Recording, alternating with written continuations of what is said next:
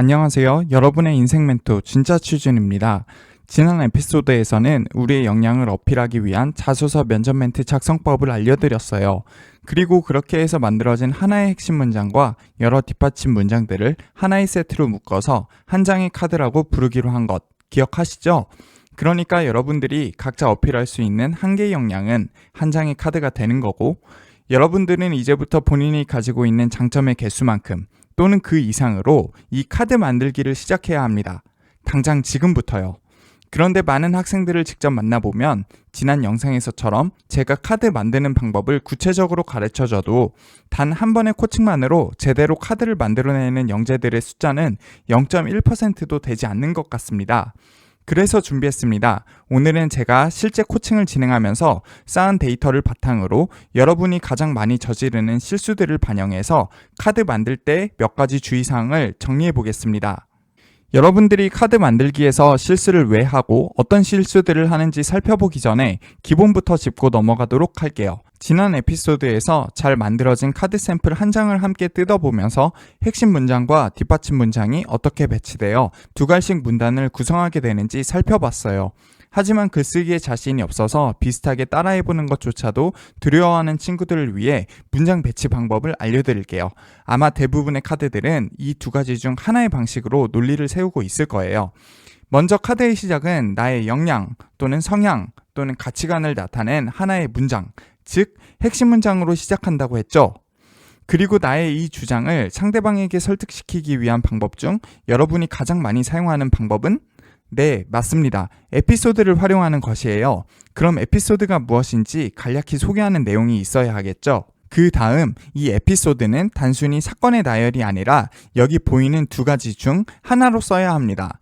첫 번째는 나의 역량이 에피소드와 같은 상황에서 어떻게 작용을 하는지 먼저 설명한 다음 그로 인해서 어떤 성과를 얻었는지 설명하는 것으로 가장 흔히 쓰이는 방법입니다. 두 번째는 우선 내가 낸 성과를 먼저 설명하는 거예요. 그리고 그 다음 그 성과를 낼 수 있었던 이유가 나의 역량 덕분이라고 말하는 겁니다. 간단하죠? 이 두 가지 중 더 좋은 방법이 뭐라고 단정 짓기는 어려워요.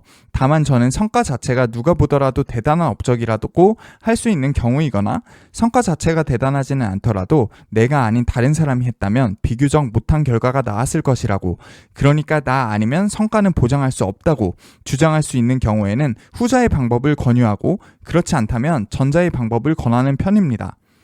그리고 마지막에서는 나의 그러한 성향이 지원하는 직무에서 왜 필요한지 알려주면서 여러분이 왜 뽑혀야 하는지를 설명하면서 마무리하면 됩니다.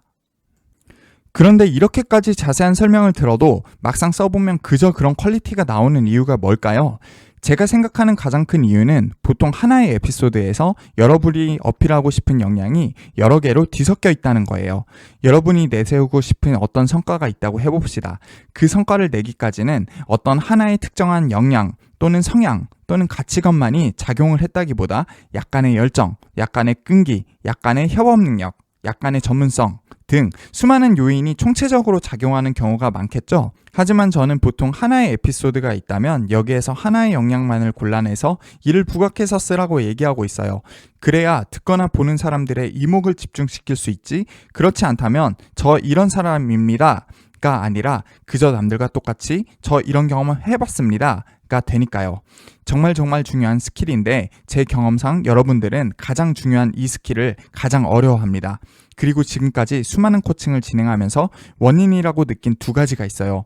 첫째는 많은 학생들의 논리적 사고 능력이 정말 부족하다는 겁니다. 상대방에게 나를 뽑아야 한다고 설득을 하려면 논리적이어야 하잖아요. 그런데 논리적으로 접근할 생각을 안 해요. 진짜 취준 말고 그렇게 가르쳐주는 사람도 없고요. 이건 책을 정말 안 읽어서 그런 건데 지금은 책 읽을 시간이 없잖아요. 해결책은 하나뿐입니다. 저한테 배운 대로 자기만의 스토리를 써보고 설득이 되는지 읽어보고 논리가 빈약한 것 같다면 고쳐보는 것을 수없이 반복해보는 수밖에 없어요. 여러분은 이런 글쓰기 방법을 제대로 배워본 적이 없기 때문에 정말 많이 연습해야 합니다. 저는 수많은 학생들이 자소서 쓰느라 밤새웠다고 얘기하는 것을 듣는데 밤새워야 하는 건 사실 당연한 겁니다. 저는 제가 정말 들어가고 싶은 회사라면 면접날 깜빡 잠들어서 지각을 했던 적이 있을 정도로 자소서는 물론 면접까지 밤새워서 준비하는 게 당연하다고 생각해요. 글쓰기 실력은 결코 타고나는 것이 아닙니다. 끊임없이 읽고 쓰고를 반복해야 설득력 있는 자소서가 나올 거고, 그래야 면접에서도 이기는 싸움을 할 수 있는 거예요. 자소서 쓰기가 아직 서툰 친구들이라면 입사 지원서 1개를 기준으로 매일 순 집중 시간 5시간씩 꼬박 2주, 다 합쳐 최소 70시간은 투자해야 그때서야 비로소 감을 잡게 될 거예요. 중고등학교 때 내신 챙기랴, 수능 보랴, 대학교 와서 학점 관리하랴, 여러분이 지금까지 좋은 직장 가겠다고 투자한 셀 수 없는 시간을 생각해보세요. 단언컨대 그 시간보다 여러분이 가고 싶은 회사를 지원하는데 반짝 투자하는 지금의 수십 시간이 훨씬 더 중요할 수 있습니다. 잔소리는 이제 그만하도록 하고, 두 번째 이유는요, 하나의 에피소드로 여러 역량을 어필할 수 있을 것 같은데 제가 하나에만 집중하라고 얘기하는 게 손해보는 거라고 생각하는 거예요. 제가 볼 때 사실 이런 특성은 본인 스펙에 자신이 없는 학생일수록 더 강하게 나타나는 경향이 있어요.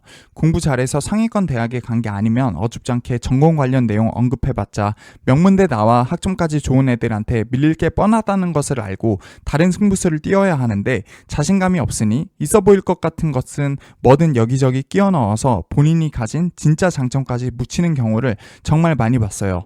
여러분, 정말이지 욕심부리다가 아무것도 못 건지는 수가 있습니다. 지금까지 제가 보여준 모범 샘플들과 여러분이 쓴 자소서를 비교해보세요. 카드 한 장에 역량 하나, 카드 한 장은 300자에서 500자, 기업에서 요구하는 자소서는 모든 문항 다 합쳐서 약 3000자에서 4000자 내외. 여러분이 꺼낼 카드는 6장에서 10장까지도 될 수 있습니다.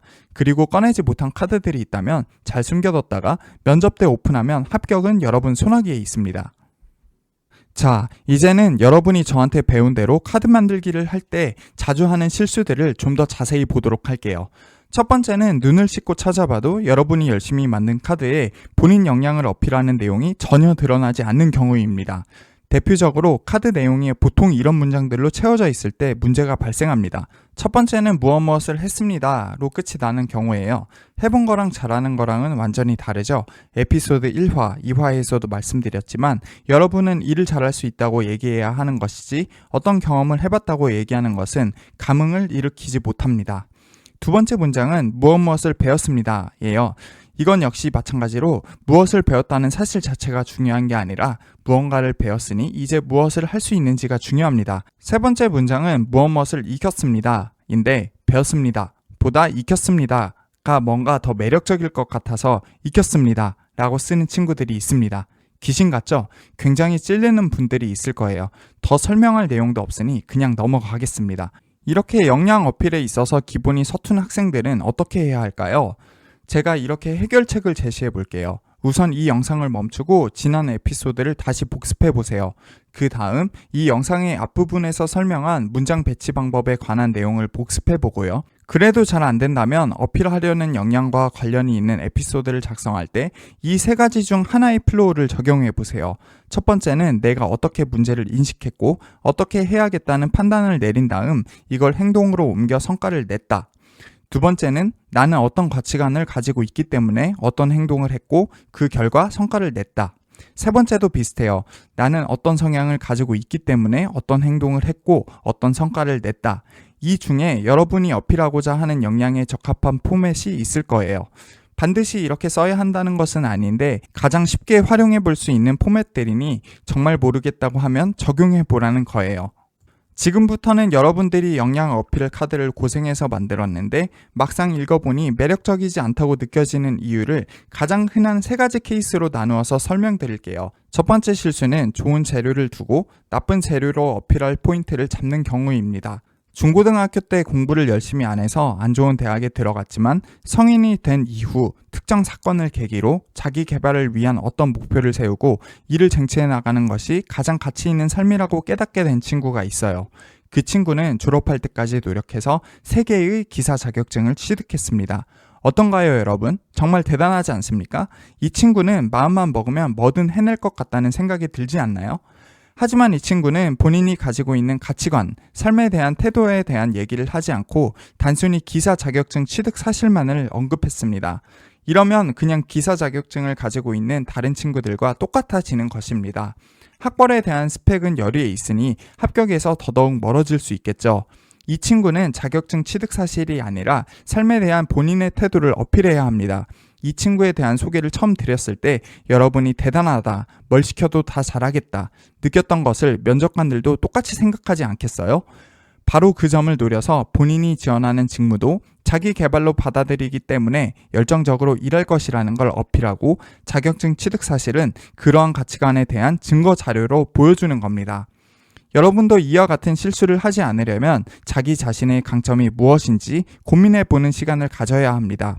그리고 생각해낸 그 강점들을 어떻게 보여줄지 고민한 뒤 전략적으로 자소서를 작성해야 돼요. 여러분들이 역량 어필 카드를 고생해서 만들었는데 막상 읽어보니 매력적이지 않다고 느껴지는 이유, 두 번째 케이스입니다. 2개 이상의 역량을 어필하려고 하는 경우인데요. 프로젝트 수행 능력을 어필하기 위해서 교수님 지도를 받아 진행했던 졸업작품 관련 에피소드를 활용한다고 해볼게요. 그런데 결과물들 보니 밤새워가며 관련 자료를 조사한 내용도 나오고 팀원들과 상의를 통해 해결책을 도출했다는 내용도 나오고 교수님의 조언을 새겨들었다는 내용, 해외 논문을 분석했다는 내용까지 나옵니다. 분명히 모두 다 졸업작품 준비에 대한 내용이 맞고 그리고 열심히 한 내용들도 맞아요. 그런데 뭐가 문제일까요? 말 그대로 졸업작품 준비를 설명하는 것이지 프로젝트 수행 능력이 뛰어나다고 설득하는 내용과는 거리가 멀기 때문이에요.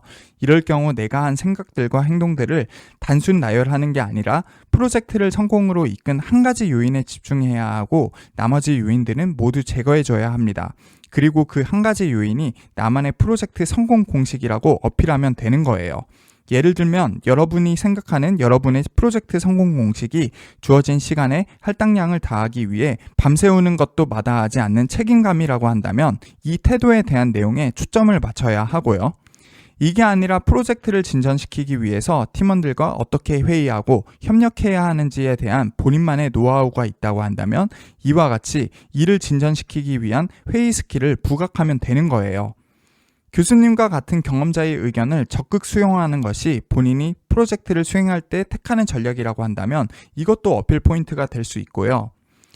만약 해외 논문 분석했던 것이 자랑할 만한 내용이라면 본인이 논문, 기술 문서를 분석하는 것에 탁월하기 때문에 프로젝트를 성공적으로 추진할 수 있다고 얘기해 나가면 되는 겁니다. 이때 내 프로젝트 수행 능력 노하우가 2개 이상일 수도 있어요. 위 내용 전부 다 부각시켜 어필하고 싶을 수도 있고요. 하지만 앞에서 말한 것처럼 한 카드에는 역량 하나가 들어가도록 카드를 만들어 보시고요. 못 써서 아쉽다고 생각되는 본인의 강점은 또 다른 에피소드와 함께 다른 카드로 만들어서 자소서의 다른 곳에 배치하는 것을 권유드릴게요. 여러분들이 역량 어필 카드를 고생해서 만들었는데 막상 읽어보니 매력적이지 않다고 느껴지는 이유. 세 번째 케이스는 본인은 카드에 어필하려는 본인의 한 가지 매력 포인트를 잘 담아냈다고 생각했는데 핵심 요소를 빠뜨리고 있는 경우예요.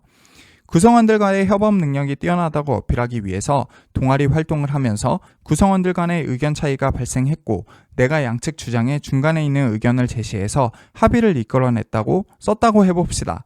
특별히 잘못된 내용을 찾기가 어렵죠. 그런데 이 내용은 특별히 매력적인 내용을 찾을 수도 없습니다. 여러분과 다른 2명의 친구 A, B가 만날 장소를 정한다고 해볼게요. A는 서울을 고집하고 B는 부산을 고집해서 결국 둘이 싸우기 시작했어요. 여러분은 어디서 보든 큰 상관이 없습니다.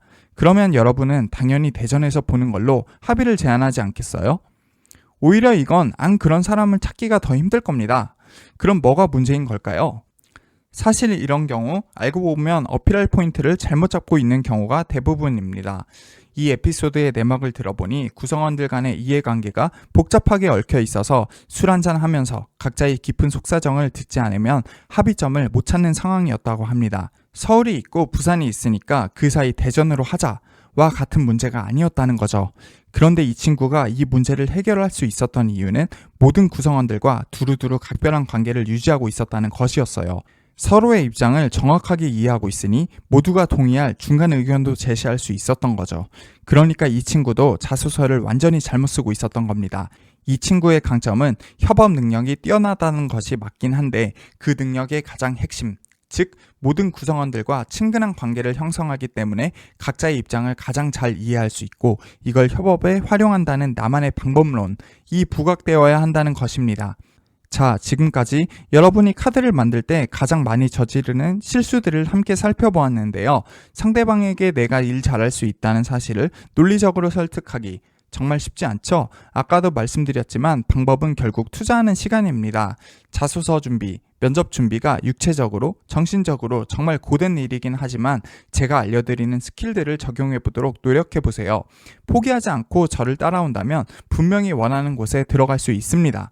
저는 그럼 오늘은 이만 물러가고 다음 시간에 다른 꿀팁들을 가지고 돌아올게요. 안녕.